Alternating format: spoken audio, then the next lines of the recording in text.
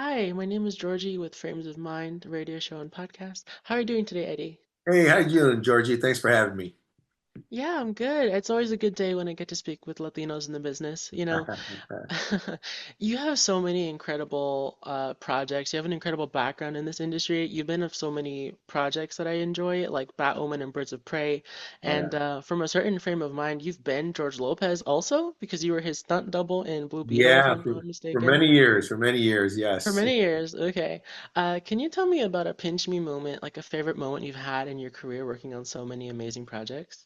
The favorite moments. I mean, every time being on set is a favorite moment because it's just to see how they create, how's a team create a part of a movie, and get to see it on the big screen is just like unbelievable, and all the hard work that everybody put into it, and it's just like 30 seconds on film, but it just amazes me every time. So when you go on film and when you're making a movie, you better know your craft because there's a lot of people who did a lot of hard work to make 1 second or 5 seconds of that movie look great. Yeah, totally. And speaking of your craft, I haven't gotten to interview too many stunt coordinators so far, so I'm really excited to know, like, as far as being on set, you hear about you have to like pivot a lot and like kind of improvise. But how does that work with something as like physical and I'm going to assume at times dangerous as stunt work? How does that work for you? You know what? It's just a lot of training. It's just like anything else. It's like a dance move. You got to know you have to have the rhythm. You have to know the steps. You have to know the choreography. You need to know when to spin. You need to know when to dip. All that stuff. So why I say it's like a dance, it's the same thing with fighting. We already know the skills. If you're a martial arts guy, you already know the actual combat. But now you got to put it into a dance routines for the big screen, so everybody at least go home uninjured.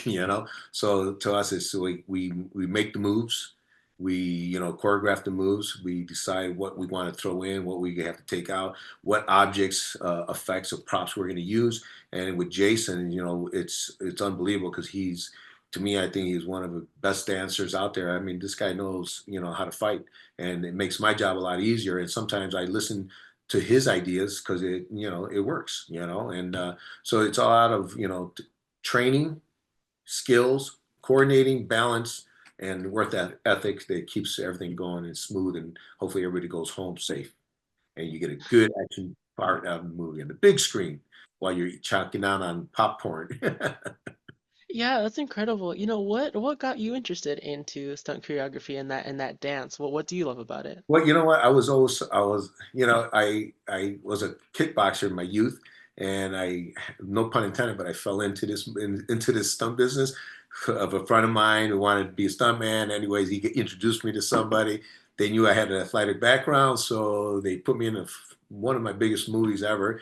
It was called Naked Face with a bunch of Oscar award winning people, but they all bumped heads, so that movie went straight to the can. But for me to perform was just the highest adrenaline I ever got, and that was it.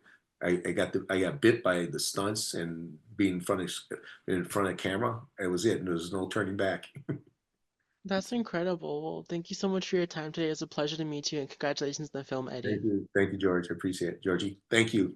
Yeah, thank you so much. Have a good day.